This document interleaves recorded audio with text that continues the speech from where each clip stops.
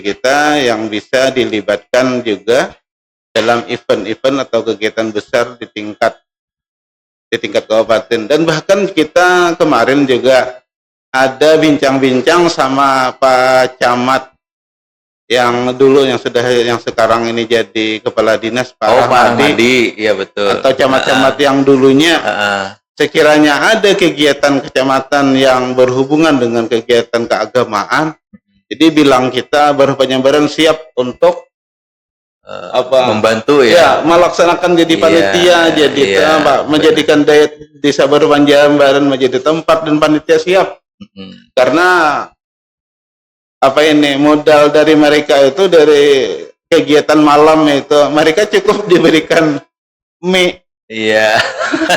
Mie bakuhup ala kadarnya ya. Ala kadarnya itu saking namanya itu mereka artinya itu tidak menuntut lebih. Iya, tidak menuntut yang penting lebih. ada kebersamaan dan punya tanggung jawabnya.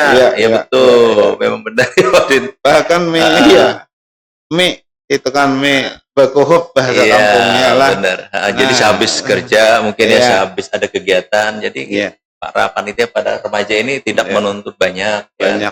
Yang penting acara berjalan lancar. Iya, sukses gitu. Ya, berjalan lancar mereka dapatkan walaupun hanya mie. Itu kan biasanya. Luar biasa. Tapi itu semua itu tidak lepas dari motivasi support Bapak. Itu. Okay. Baik Pak Udin, di sini kami juga ingin bertanya lagi nih Pak Udin ya. Kan di Pasi itu biasanya 4 malam ya. Kalau nggak salah ya biasanya 4 malam. Malam. Di bulan pelaksanaan itu habis sholat tarawih ya. 1 minggu. Oh, bisa lebih 1 minggu ya. Nah, jadi yang ingin kami tanyakan nih, lomba apa saja nih? Nah, lomba apa saja dalam kegiatan Festival Anak Saleh yang biasa dilaksanakan? Saya lomba-lomba apa nih, Pak Udin? Karena namanya Festival Anak Saleh, pasti lomba-lomba kegiatannya ini yang bernuansa agama. Diantaranya terutama azan. Azan, 1 azan. 2 tilawah, mengaji dengan lantunan lagu dan tajwidnya. Nah, yang kemudian tartil, membaca dengan cepat tetapi masih bertajwid. Kemudian yang tidak kalah meriahnya dan pesertanya membelodak, biasanya busana muslim tingkat anak. Tingkat desa. Itu pun terbagi kan, ada yang tingkat TK, PAUD, kemudian tingkat SD, MTS, dan kemudian ada juga busana muslim tingkat kecamatan. Oh, jadi tingkat kecamatan juga bisa. Karena lomba busana muslim itu dibagi 2, tingkat desa Baru Panjambaran dan tingkat kecamatan. Begitu juga dengan kegiatan lomba yang satunya itu lomba sahur, begarakan sahur. Ada tingkat desa, ada tingkat kecamatan. Nah, tingkat kecamatan Halong sampai ke wilayah Tabuan, Mauya, pesertanya antusias sekali mereka karena mendengar mengetahui ada Pasi yang melombakan begarakan sahur dan busana muslim. Itulah salah satu dari kegiatan Pasi yang bisa paling banyak, paling meriah penontonnya pesertanya itu. Karena jangkauannya udah luas ya. Artinya tidak di sebatas di desa ya, lokal desa, tapi diperluas jadi sekecamatan Halong. Ya menarik. Jadi poin gini ya, dari paparan Bapak tadi banyak sekali lomba-lomba yang dilaksanakan. Nah, kalau terfokus di satu panggung pada malam hari ya, itu kayaknya nggak mampu ya dilaksanakan. Nah, jadi gimana nih bisa berjalan kalau kita difokuskan di satu panggung mungkin nggak cukup waktu gitu. Jadi pelaksanaan yang kayak mungkin azan, tartil, tilawah segala macam itu di mana nih Pak Udin? Untuk kegiatan ini, jadi kegiatan ini memang di satu panggung, tetapi kegiatan lomba-lombanya dibagi Oh, dibagi misalkan untuk kegiatan malam, ya. Misalkan kegiatan malam apakah itu tilawah lah. Jadi siang bisa azan. Oh, dibagi. Ya, siangnya. Jadi siangnya bisa dilaksanakan azan atau juga kegiatan menulis kaligrafi. Nah, ya siangnya. Jadi semua kegiatan lomba bisa dilaksanakan dan tempatnya bisa di panggung utama kalau siang itu, dan juga kalau hanya kegiatan kaligrafi atau kegiatan yang lainnya bisa di masjid. Nah, bisa di masjid. Tetapi kalau kegiatan yang sifatnya tilawah, kemudian busana muslim, kemudian bergerakan kehebohan gerakan sahur, pasti di panggung utama. Nah, yang tidak kalah pentingnya dari kegiatan ini bisa meramaikan UKM. Wah, luar biasa. Nah, itu kan meramaikan UKM. Jadi karena pengunjungnya banyak otomatis jualan, orang-orang yang jualan ya UKM, bener. Bahkan orang-orang jualan yang datang dari Barabai kan. Yang jadi ada juga ya. Yang yang gumbili, kemudian gorengan segala macam. Itu kan. Kalau yang pintol-pintolan kan sudah goreng-gorengan. Karena mereka sudah tahu acara rutin nih. Acara rutin semeriah apa. Jadi akan diingat terus nih. Kalau di Desa Baru Panyambar nih pasti tahun ini, pasti bulan Ramadan ini tanggal berapa nih, pengen tahu. Jadi para pedagang UMKM juga berjualan gitu ya. Artinya kegiatan ini mendatangkan manfaat yang besar bagi masyarakat, bagi dunia usaha, yang mereka tahu karena kegiatannya ini besar. Kalau dibilang setara kabupaten lah. Kemudian waktunya ini panjang, lebih dari biasanya, lebih dari 1 minggu lah. Biasanya pembukaan dipastikan malam Sabtu kan biasanya pembukaan. Malam Sabtu. Habis sholat tarawih. Habis sholat tarawih. Kemudian di malam Jumat biasanya dalam satu kegiatan 1 minggu itu diliburkan. Nah, diliburkan. Jadi sampai hari penentuan lomba yang tadi kan, yang busana muslim yang heboh. Yang banyak penggemarnya, yang banyak pesertanya, yang banyak penontonnya, itu kan biasanya di hari-hari terakhir busana muslim dan bagarakan sahur. Gitu. Terima kasih Pak Udin. Menarik memang sahabat PRP. Jadi kegiatan PASI yang sangat menonjol, sangat ramai memberi antusias penonton itu adalah kegiatan begarakan sahur dan juga kegiatan busana muslim. Itu yang biasanya pengunjungnya membludak ya, Pak Udin. Benar sekali. Jadi Pak Udin nih, kami bertanya lagi nih, bagaimana nih Bapak melihat potensi anak-anak di desa Baru Panyambaran dalam bidang keagamaan, sehingga di balik kegiatan PASI ini? Karena mereka berhubungan dengan demikian, karena mereka ini terbiasa lah dalam hal kegiatan pendidikan keagamaan, apalagi sekarang ini kan ada di tempat kita di Desa Baru Panyambaran, termasuk tempat pendidikan yang besar, yakni Sekolah Islam Terpadu Al-Busra. Kemudian kalau yang dulu, karena kita ini TPA awal-awalnya itu TPA saja. Ada TPA mungkin di RT 3 di Kundilan. Kalau dulunya TPA biasa aja lah. Kemudian di Baru Panyambaran masjid ada TPA.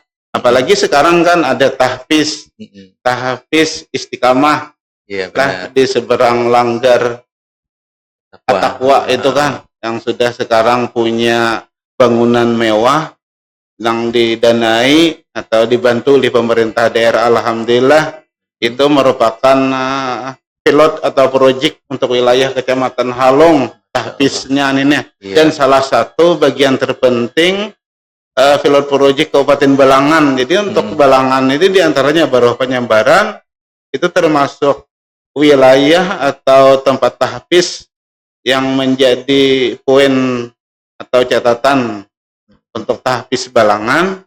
Kemudian ditambah lagi dengan sekolah Islam terpadu. Jadi sekarang itu mereka karena terbiasa sudah, kemudian terbiasa belajar agama, sehingga mereka untuk sehingga mencoba untuk menampilkan kemampuan mereka dalam bidang agama. Ikut tampil, apakah ulun ini bisa tampil.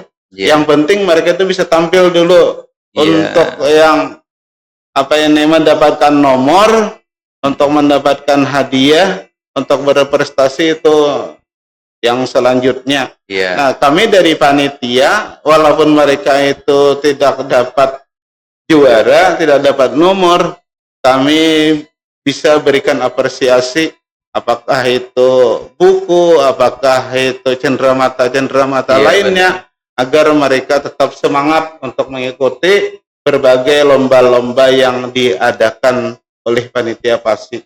Nah, itu kan. Iya, menarik Pak Udin. Jadi cerita dari Pak Udin tadi memang di Desa Baruh Penyambaran, sahabat BRP, itu ada tempat dunia pendidikan, memang desa yang paling banyak ya untuk tempat pendidikan ya.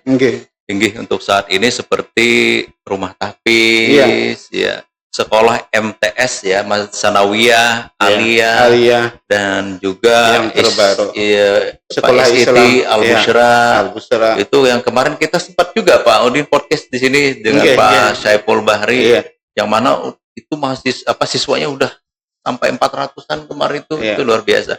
Nah, jadi dari sekian banyak tempat pendidikan yang ada di Baruh, jadi diberikan satu kegiatan yaitu yang namanya PASI. Nah, di sana dikumpulkan nih dari tahfiz, mungkin ada kebiasaannya di tahfiz itu mungkin kelebihannya tentang baca Al-Qur'an ya Pak Udin. Nah, ditampilkan di PASI juga. Nah, jadi macam-macam. Nah, itu artinya PASI itu memberikan wadah untuk memotivasi anak, untuk melatih mentalnya dan juga kemampuannya.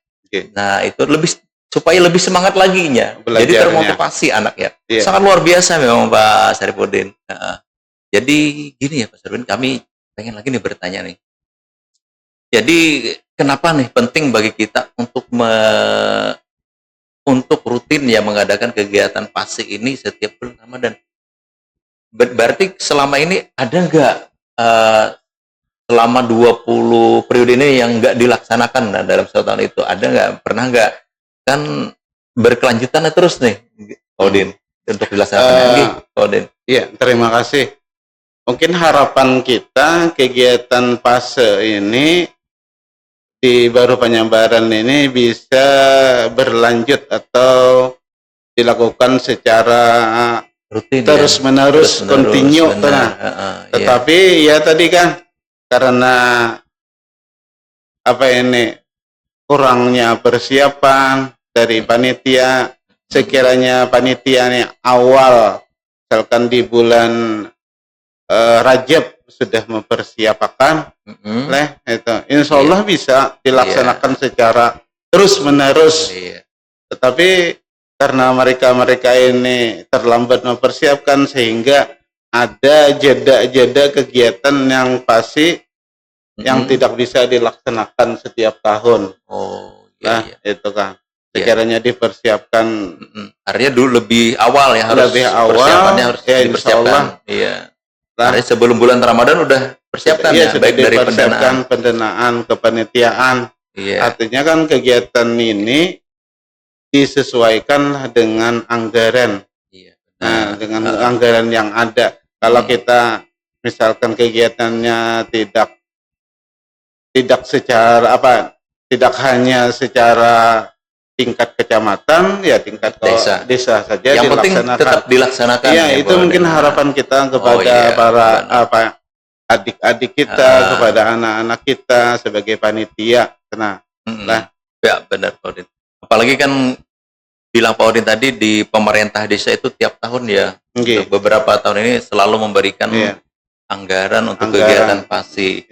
Nah, untuk apalagi kan untuk tahun ini pemerintah desa ini ada terkendala mungkin karena adanya efisiensi ya. Efisiensi pengeluaran anggaran. Nah, mungkin nggak semaksimal kayak biasa mungkin memberikan. Nah, tapi mudah-mudahan dengan semangatnya panitia, mungkin pencarian dananya swadaya dan segala macam, acara itu tetap terlaksana. Harapan kita ya Pak Udin ya. Ya, itu memang harapan kita sekiranya tahun ini, tahun 2026 ini bisa dilaksanakan. Kemudian ada dana swadaya dan ditambah dengan impusan dari dana pemerintah desa. Kita sangat terima kasih dan apresiasi benar tenang.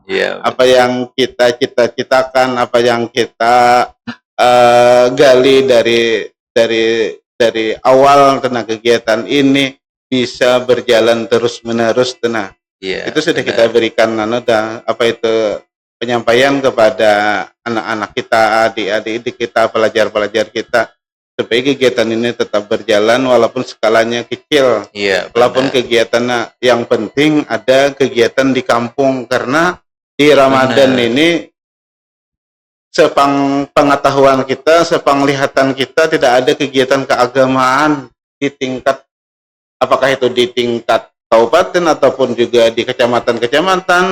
Nah, jadi sekiranya kita baru penyambaran bisa melaksanakan, dan bahkan ada orang berbicara kepada kita, jadi baru penyambaran ini membuat mereka senang, gembira, ada kegiatan keagamaan, dan mereka yang jauh tadi bisa hadir berbondong-bondong. Nah, ini kan dengan kegiatan daya tarik, menjadi daya tarik, menjadi daya hiburan. Benar. Nah, di bulan Ramadan, biasanya kegiatan ini juga dilakukan sebelum malam kegiatan salikur. Salikur. Yang ganjil.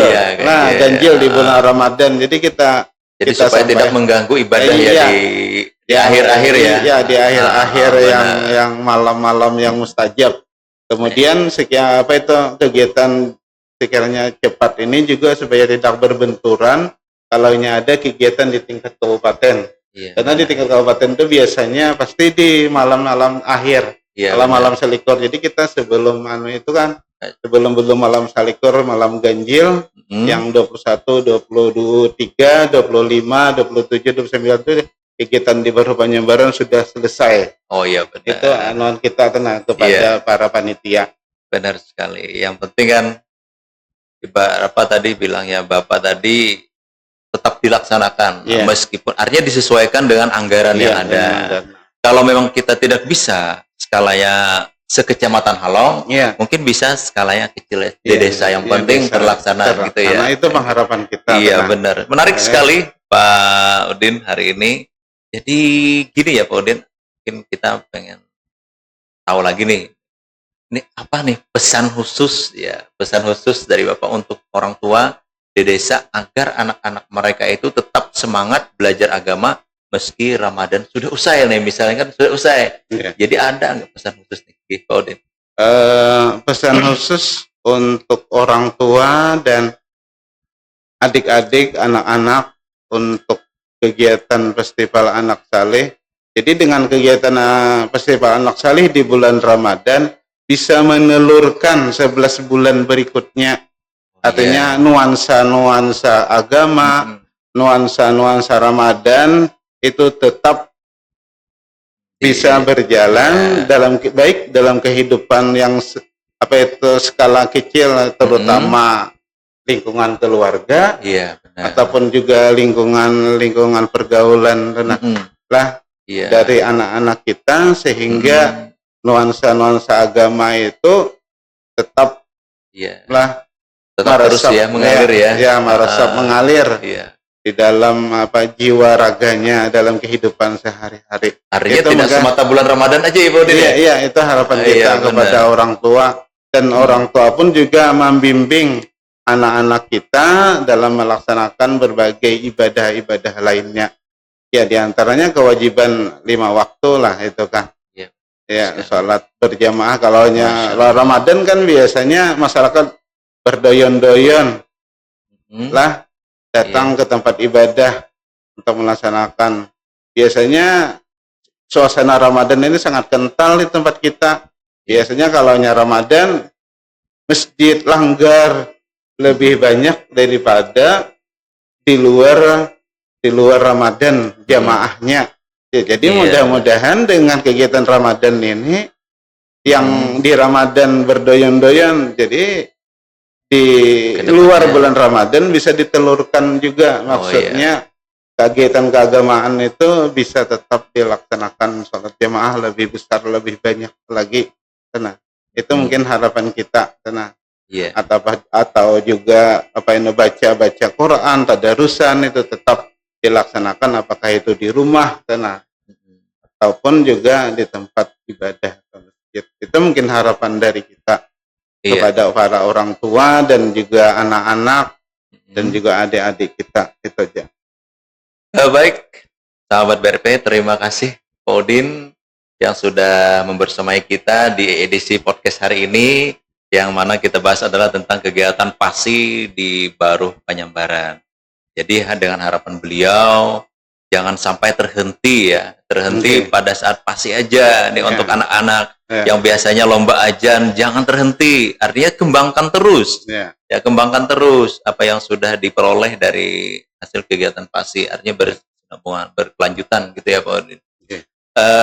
Di sini sahabat BRP, jadi sekali lagi kami dari tim BRP Podcast sekali lagi mengucapkan selamat menjalankan ibadah puasa, dan juga mohon maaf jika sekiranya di dalam penyampaian kami ini ada kekurangannya, dan juga kami mohon dan saran dan kritik dari sahabat BRP untuk BRP Podcast ini. Dan sekali lagi terima kasih Pak Udin atas kebersamaannya, kehadirannya pada hari ini. Dan sahabat BRP, saya Handian Syah dari BRP Podcast. Mohon pamit untuk undur diri, dan sekian. Assalamualaikum warahmatullahi wabarakatuh.